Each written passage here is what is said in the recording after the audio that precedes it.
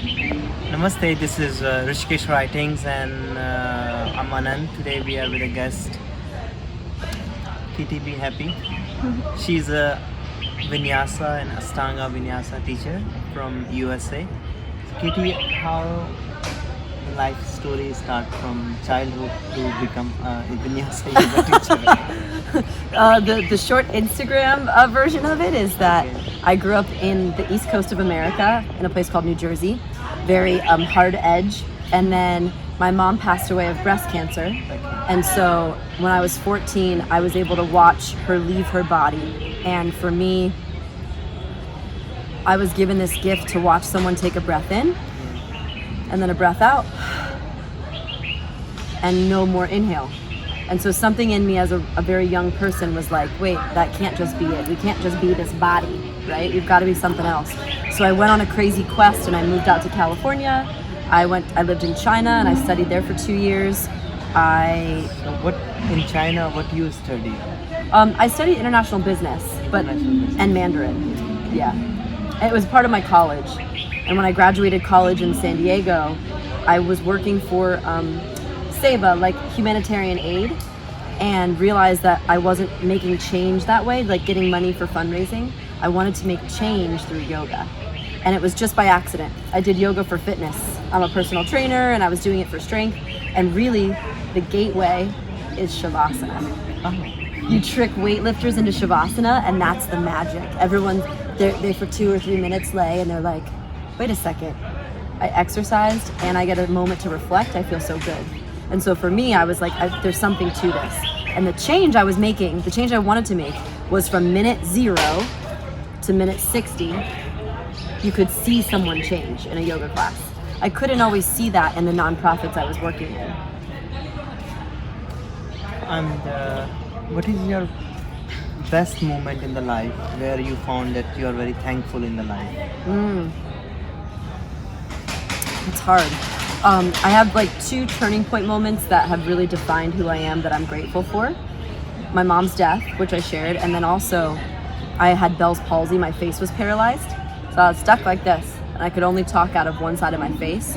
And I had to actually I had to figure out for myself what it was gonna be like if my face didn't work.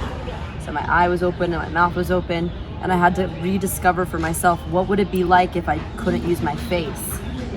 Luckily, I healed from it 6 months later, but it's coming to terms with if I don't smile again, if I can only smile like this, can I still love myself? And that for me, that was 4 years ago. That's honestly one of the bigger moments that I'm very grateful for. And what things you learned from the India, my country? Oh, so many. Actually, what's funny is I just wrote my email. I write an email every Thursday on my thoughts, and it's all about what I learned. A big takeaway for me right now is the fact that there are millions of ways to find yourself. Because India reminds us, the people that have been here for thousands of years of recorded history, every single time I come here, very different from America. We're a young country. People here have a lineage and a practice that they believe in so wholeheartedly, tried and true, that in America, as people come and visit, like I do, this is my 7th year, I'm just amazed the fact that this is the way that people get to themselves. They come home by chanting, pranayama, different techniques that in my day-to-day life in San Diego, many people don't do. And yet, there are people, millions upon millions, living their truth by these traditional practices. And in America, we can barely remember where our grandparents came from, let alone how deeply rooted these lineage practices are.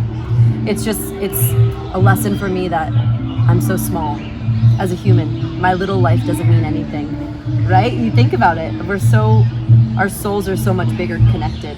In the East, everyone cares about the community. Yeah. In the West, it's more about one person. So it's so nice in India to come back to care more about the bigger picture.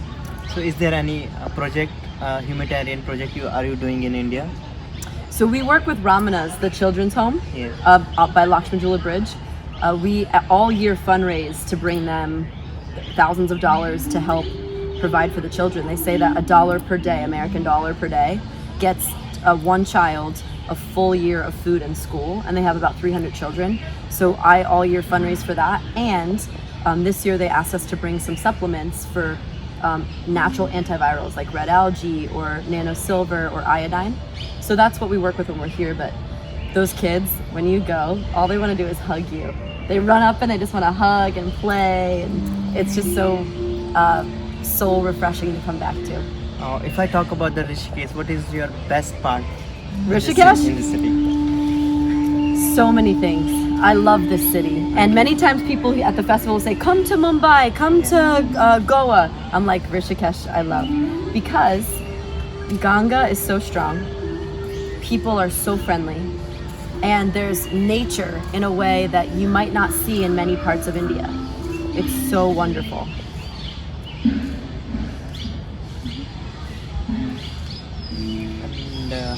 And when I talk about your vinyasa class, so what is your core point of teaching? My goal? Yeah. A lot of what I do is I want sweat to meet depth. So I think especially in our Western world, we're go, go, go, go, do, do, do. I have to make you sweat a little bit to get out of your head, but then I bring the depth back here too.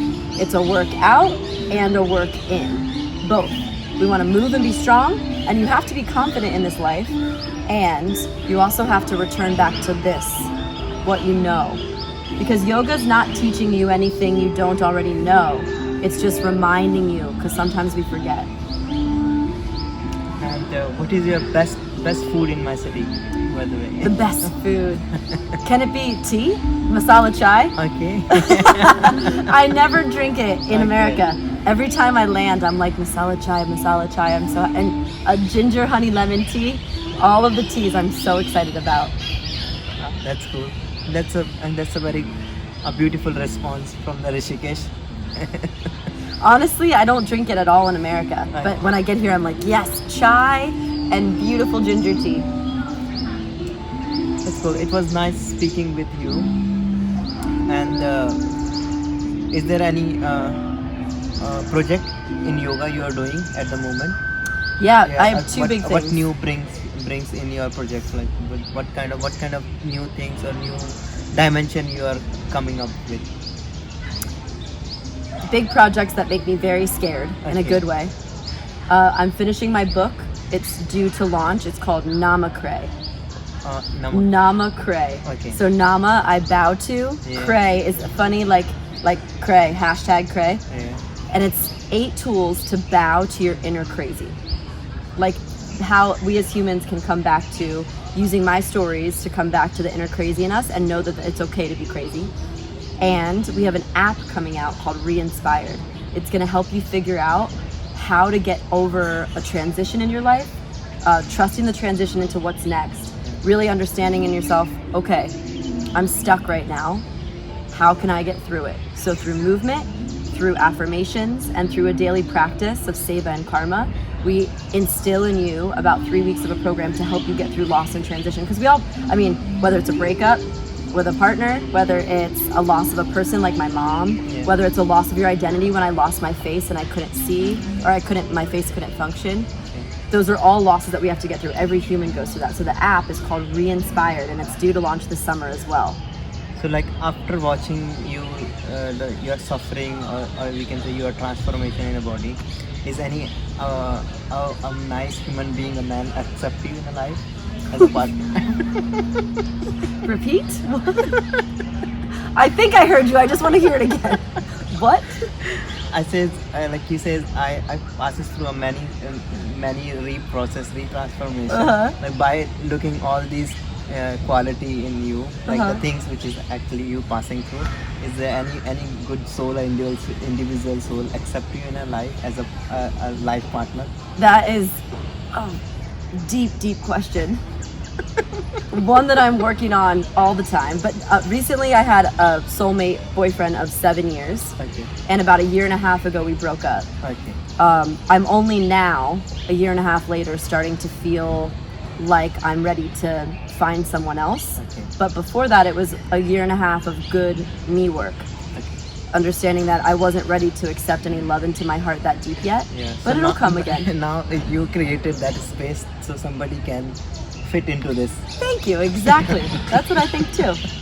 And that's from my side. It's a very blessings to you that a person, understanding soul will come into your life Thank you. through. So you both can plant a seed in the soil, so it can become a fruitful tree. I'm all about growth. That's awesome. It's one of my main priorities in life. Thank you for that analogy.